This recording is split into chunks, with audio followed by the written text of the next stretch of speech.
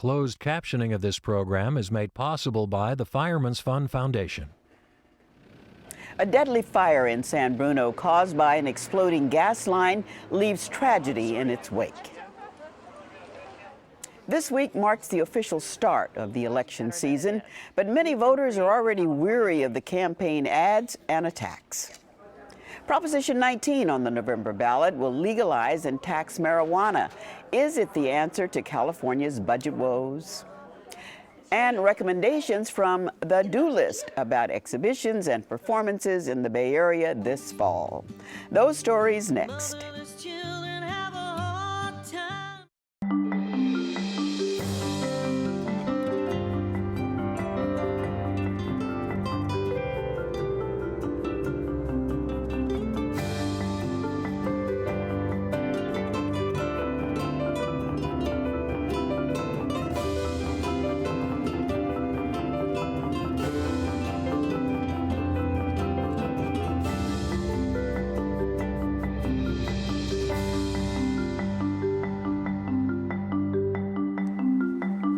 Good evening, and welcome to This Week in Northern California. I'm Belva Davis. Joining me tonight on our news panel are Carla Marinucci, political reporter with the San Francisco Chronicle, on the final push to win the hearts and minds of voters in California. Josh Richmond, political and legal affairs reporter with the Oakland Tribune, with a close look at Proposition 19 and the impact of legalizing and taxing pot.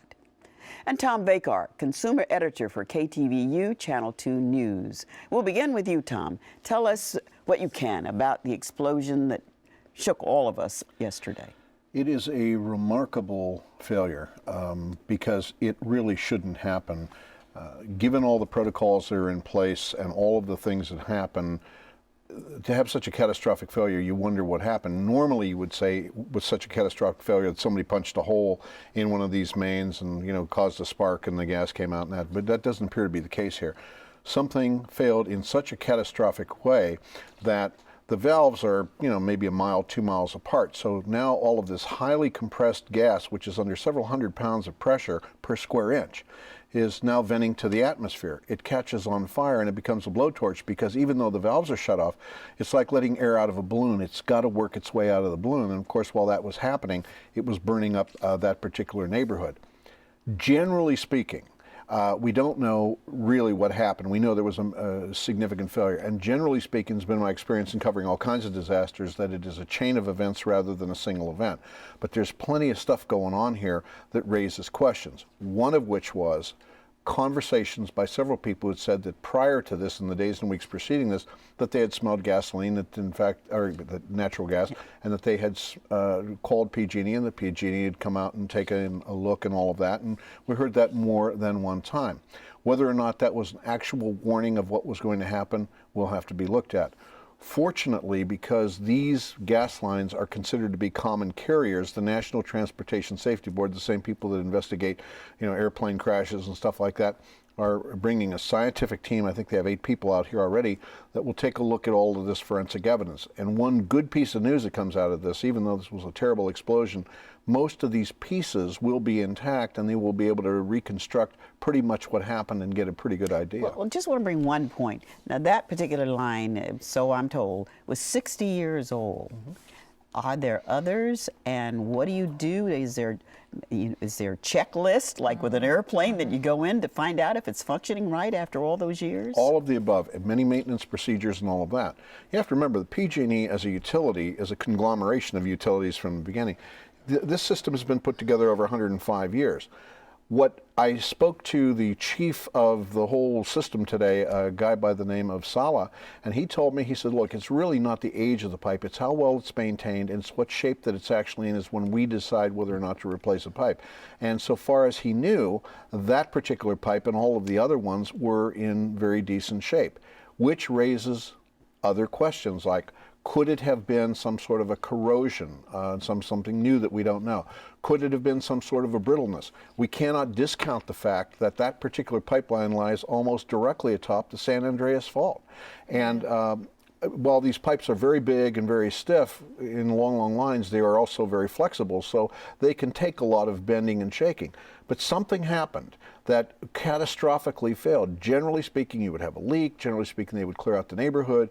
But this thing just went all at one time, and as a result of that, we had this horrific situation when you have 4 people dead, you have 38 homes destroyed, 52 people injured, and you have 120 homes damaged. It's remarkable. In an era of declining revenue for all these cities, what did we learn about the response to this in terms of how cities came together? How are our capability on handling other tragedies like this? Was it did they get good marks for what happened? What's interesting, the head of the NTSB who is here on this team says that that's one of the key things they will look at is how good was the emergency response, not just PG&E's response, but the response in general, because when the NTSB looks at this, they want to know, is there a better way to handle this? Part of the problem was when you saw this conflagration that was going on, it was very clear that the firefighters just couldn't go into that neighborhood and start knocking these fires down because these fires would have been all around them. They would have been in grave danger. There were some questions about water pressure raised because of the explosions that took place and all of that. So we'll have to look at that in the aftermath, but it would not surprise me that part of the calculus was, because I've seen this before, it was a triage system. These houses are gone and they're going to be gone. Let's keep the fire from spreading, which is exactly what I think they did and did rather successfully, because there was the 2 things going for them. They were able to fight this thing and they had plenty of resources there, and the other thing was they just didn't have real high winds that could have caused this thing to run up and down the mountainside and really done some far more serious damage a la Oakland Hills. Given this loss of life and property, what kind of liability are we looking at? Huge liability. Obviously, liability going back to even maybe the manufacturer of the pipe if that person is or organization is still around. Certainly the utility has the primary responsibility.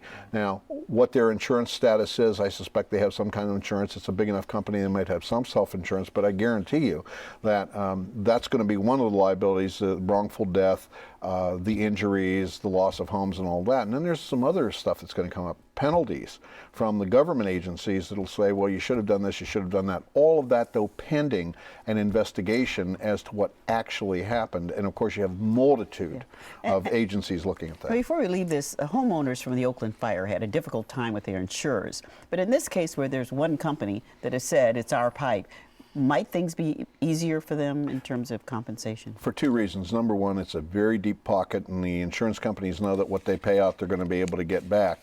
The other thing is insurance companies, after the Oakland Hills fires, took such a beating for their conduct that the Department of Insurance, under any number of leaders of the Department of Insurance commissioners, have been very, very tough on insurance companies. So as a result, I don't think the homeowners are going to have much of a problem. But the real problem is the psychological trauma that comes from this, and the fact that people get killed and they lose their possessions and everything is a pretty black eye for PG&E. It really now remains to see what the real cause was so that we can make sure that in this vast system of pipelines, 46,000 miles, 6,000 of which are these big pipelines for transmission, which is to say take the big volume of gas to the neighborhoods, that has to be resolved very quickly. Well, one thing, this has happened during a political season, so it will certainly get a lot of attention from every politician who has any responsibility in that area, which brings us to Carla Marinucci and politics. And the kind of politics you're going to talk about tonight, though, people may be a little bit weary of, and that's ads and attacks and ads and attacks. That's right. The Labor Day season, kicks off the official season of politics, and we've seen it already. And we actually saw it today with this, every politician who had anything to do with the peninsula was there today. And right now we're in the midst of 2 very important campaigns, the gubernatorial campaign and the U.S. Senate race, in addition to some congressional races that are keying up there. And yeah, we saw Jerry Brown out there this week, finally kicking off his campaign before hundreds of labor people. Labor is going to be very important to him. But boy, he and Meg Whitman already going at it with ads. The ads are all about what was Jerry Brown like as governor. She's got the attack ads out there. He's defending himself. She's got an ad out there with Bill Clinton calling Jerry Brown a liar. She does. She does, yes. I mean, it is now joined, and you're going to start seeing debates. This is going to be, I think, a very, very lively campaign. But Carla, Meg Whitman has spent a lot of money over the summer leading up to Labor Day. And Jerry Brown just launched his first ad this week. But what's he doing this weekend? I mean, is he really coming in swinging the way that he needs to? This is really sort of, I have to say, getting to be a point of concern for some Democrats in that Meg Whitman has the kind of infrastructure that a presidential campaign has in California. She's got in every area offices open. She's got her constituent groups. She's got African Americans for Whitman, Latinos for Whitman, Jews for Whitman. She's covering the waterfront. Jerry Brown is just kicking this off. And we did talk to some Democrats this week who said, you know, she's been fundraising in New York, for instance, this week, picking up these very big checks from big corporate folks who can give the maximum $25,000. Jerry Brown, not so much. He can pick up money, but from much smaller donors. That's much harder work when you have to go around and pick up $1,000 checks instead of $25,000. Jerry Brown to this day still doesn't have any Spanish on his website. She's got the ads, and she's out there on Univision and all the other networks. That's what's worrying Democrats in terms of the challenge for Jerry Brown up against a candidate with this much money. But let's go back to the last election. PG&E had that proposition. Mercury Insurance had the proposition. They paid millions of dollars, and they were just defeated. One of the things you see Meg Whitman doing is she has two kinds of ads. One is the sweetness and flower stuff, and then the other stuff is this just stuff against Jerry Brown, which is terrible. And it made me think of the nickname Meg Hitman. My question is there a chance that this will all backfire, that she's spending so much of her own money that people are going to say, why would you want to buy that anyhow? That's what Brown himself says. I talked to Democratic Party Chairman John Burton yesterday, who said, look, the average Californian has seen a Meg Whitman ad more than 300 times since she started running more than a year ago, that they think that Californians are just going to be numb to this kind of a complete onslaught that's been going on for a long, long time. But the fact is, let's be honest, there's a lot of voters out there who don't pay attention, who are going to hear in the final weeks a lot of things from Meg Whitman, and get stuff in their mailbox. They're going to get phone calls. Now, the unions who we talked to this weekend, they're hoping to counter that. And this is true on the U.S. Senate race as well. Barbara Boxer out there all over the state. We saw Carly Fiorina in Marin County today talking to those Tea Party voters. They're in it again, and we've heard they're doing another debate also. But both these races so critical to the Democratic Party when you're talking about a party that is under the gun with Obama's poll numbers falling, and a lot of people talking about Nancy Pelosi losing her House seat, and here in the Bay Area, in Northern California, at least 2 seats that are critical. Is it an illusion, or the Democrats have implied they had some secret ground force plan that was going to come through at the last minute and save the day? Can't old-fashioned politics do something like door-to-door, Yeah, I mean, they've got a whole... Karl Rove has done it, but I don't know if the Democrats can do it. I mean, the Democrats have Organizing for America, which was sort of the Obama, offshoot of the Obama. The fact is, though, they do have that. They have the labor groups. Those are very key. But you've got a year in which Republican voters, the angry voters, are the motivated voters. And even though the Democrats have a 2 million voter advantage in California, and it's a blue-leaning state, when you've got anger about the president and Republicans out there really pushing voter turnout, and then Meg Whitman throwing millions of dollars into the state Republican Party, the Democrats have got to be sweating how this is going to turn out. So the answer is? So we haven't just started. We start casting ballots actually in about a month. You're going to see a lot happen from now till then. Well, one of those ballots that we will cast will have to do with Proposition 19, which is the topic, Josh, that you're going to talk with us about tonight. Yes. And that's legalizing marijuana for the entire state of California. That's right. Basically, what it would do is let adults over age 21 possess up to an ounce. It would let them grow for personal use in an area of up to 25 square feet. And it would leave it up to cities and counties to decide whether they want to regulate and tax commercial sales. One of the selling points that the proponents of this put out there is that by regulating it in a way sort of like alcohol, It'll actually make it harder for kids to get their hands on it. This would not change any criminal penalties. It would actually increase the criminal penalty for providing cannabis to a minor. It would not permit using cannabis in a minor's presence. The thing is this, though, it doesn't look like it's doing all that well. The polls have shown it somewhere at around 50 or 52% support. For a California ballot measure, that's not a good place to be starting from. This is the interesting thing about it. I mean, this is a landmark initiative in the country. Everybody looked to this and said, wow, what happens in California? So a lot of people thought there'd be money thrown at this from all over the country. Yeah, I think what's happening with that? It's not happening on the money side. It hasn't come in. A lot of the typical drug reform funders from across the country have not anteed up for this. I think some of them would have preferred that if we were going to do this, we wait for 2012 when there's going to be a much bigger turnout. And a bigger turnout in California means a more democratic turnout, a more liberal turnout. And that would be good for an initiative like this. I think by doing it this year, and the proponents, I should say, Richard Lee and Jeff Jones, did sort of go their own way in deciding to put it on the ballot this way. Aren't they doing that self-funded. Yeah. But haven't they had sort of a record of success in taking this seed that they planted and exporting it? Seed that they planted. Yes. Yeah, to some extent. Richard Lee is already a very successful businessman with a number of medical cannabis-related businesses and so on in Oakland. And I had written a story a while back saying that this potentially could make him a very rich man in that he already has the infrastructure to seize on that. And he said, well, actually, it's going to give everybody else the ability to compete with me. And in fact, there are a bunch of local measures on the ballot already accompanying Prop 19 in cities like Berkeley, Albany, Oakland, Richmond, Stockton, Long Beach, Sacramento, and San Jose, which would have all of those cities poised to start taxing it the day after it's legal, basically. Let me ask you this. I mean, has the federal prohibition against this gone away? I mean, is this not, asking for a train wreck? Well, I think you'd be hard pressed to find a city attorney out there who would tell his city that it should be first. Everybody wants a piece of the money pie because everybody is struggling in these times. But yes, there is still a federal ban on marijuana. Now, if we have 20% of the nation's population here under a different law, it's going to be hard for them to knock down every door and seize every plant. But they sure could make an example out of a few.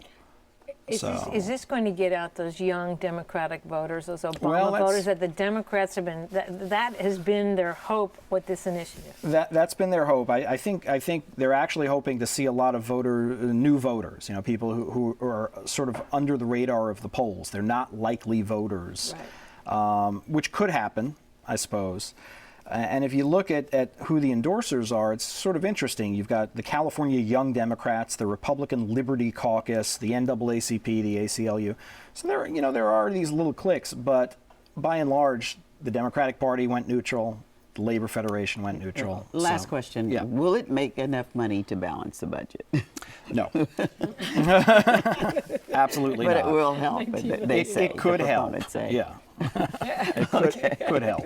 Key question. Yeah. Thank you so much, Josh. In fact, thanks to all of you for joining us tonight. And now some other headlines in the news this week. A state appeals court ruling says that Attorney General Jerry Brown and Governor Schwarzenegger cannot be required to defend Proposition 8 in federal court. The state Supreme Court heard arguments this week on whether or not Governor Schwarzenegger has the power to impose more furloughs for state workers. And thousands in San Francisco who depend on public transportation got some relief this week when Muni restored services to 42 bus lines. In a moment, David Wiegand from the San Francisco Chronicle and KQED Public Radio, The Do List, will share his recommendations for arts and culture this fall.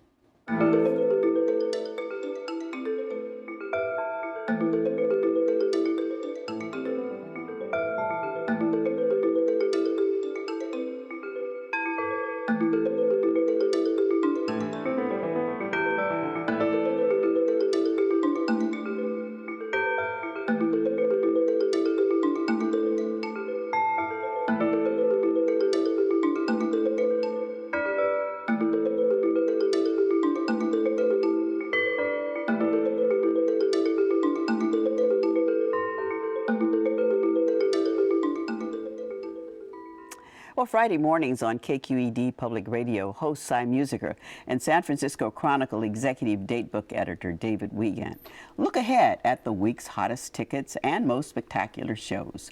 Today, the Do List presented an extended fall arts preview on Forum. Now David Wiegand joins me here for a short list of the top picks in arts this fall. So welcome, first of all. Well, thank you very much. I'm happy to be here. So why don't we start with theater? Well, one of the biggest things that I'm looking forward to, it actually opens next week, is Compulsion at Berkeley Repertory Theater.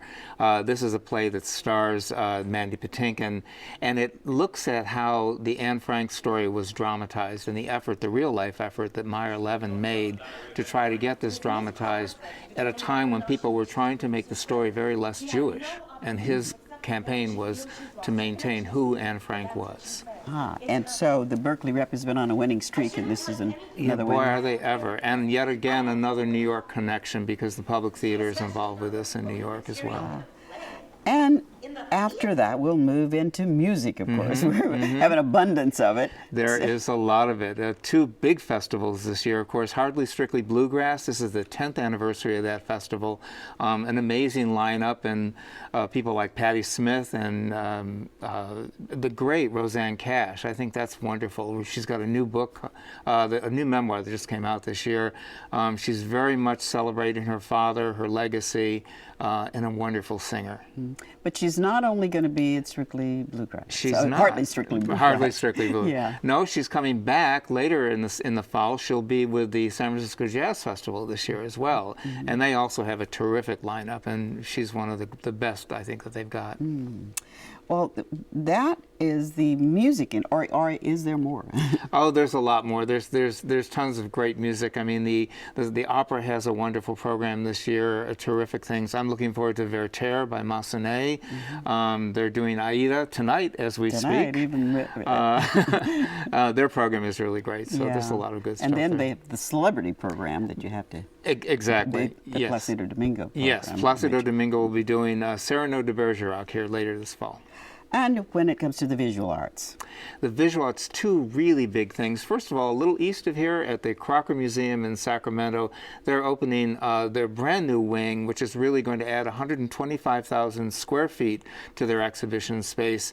And quite appropriately enough, their native son is the focus of their exhibit, their opening exhibit. It's going to be art by Wayne Thiebaud. Yeah. Always a favorite in this area. Absolutely, yeah. And I think has always been. I said you could just say his name and people will line up. They will. They definitely will. I'll be there. Definitely. Well, looking ahead to the Fine Arts Museums have. The other big thing, of course, is the other shoe dropping, as I call it, part 2 of the Treasures from the d'Orsay Museum. They're going to be at the de Young. This is the 5th anniversary, by the way, of the new de Young this year. And they're now number 5 in attendance among American art museums, and I think largely because of the programming that John Buchanan and Dee Dee Wilsey have really engineered. The part 1 of the Impressionist show was fantastic, and I'm really looking forward to this one. So what is this part? This is post-Impressionism. This is Gauguin, Van Gogh, Cézanne, people who came after Monet, basically. And at that show, when will that open? That opens at the end of September. Now, the symphony also opened this week. That's passed right. already. That's right. But apparently the maestro's in for some unusual things this season. They have some unusual things. One of the things I'm looking forward to is that they're doing the 4 Last Songs by Strauss with a really wonderful young singer named Elsa Vandenhever, who is a product of the Adler program, and she's terrific. That'll be wonderful. And at the moment, they're all in Europe. They've gone to Europe on a European tour. They opened the season and left town. The very next day? Is that usual or unusual? Not usual, but it works out that way. They'll be back soon. Okay, then looking at dance. Dance, the big deal is a dance, but also a building, and that is ODC, which has been around since 1971. An absolute treasure in the Bay Area, has renovated its original space, and Brenda Way, who is the guiding light of the company, has created a site-specific piece for the opening called "The Architecture of Light." And ODC has been around for a very long time. It has. And are they planning to? are they shaping their program differently now that they have this huge I think that they'll take facility? advantage of this of the space for sure. They've got that, and they have the other space that they created as well, the new space. So I think that they'll probably, again, this piece is site specific, and I think we'll see more of that. What part of the city are they located It's in the Mission. in the Mission? And that's an important factor too. It's there's dance all over the city, not just in the Civic Center. So overall, what would you say the season's going to be like? I think it's going to be fantastic. I really do. I'm really looking forward to it. All of these things I'm genuinely looking forward to. And Litquake is coming again, and I love that. And just terrific stuff. Yeah, and the fact that it's spread out all over the Bay Area, you can take part in some of the Absolutely, awards yeah, programs. yeah, right. So you got one of the best jobs in the world. I do. I'm very lucky. Okay, envious. Thank you very much, My David. pleasure. Well, listen online to David and Cy on Forum, the to-do list, that's what I say about it, special at kqed.org/thisweek, and find out more about arts events coming up this fall. You can also subscribe to our newsletter and our podcast, and you can share your thoughts about the show. And that's all for our program tonight. Take some time this weekend to remember those who lost their lives in the attack on the World Trade Center 9 years ago. I'm Belva Davis. Good night.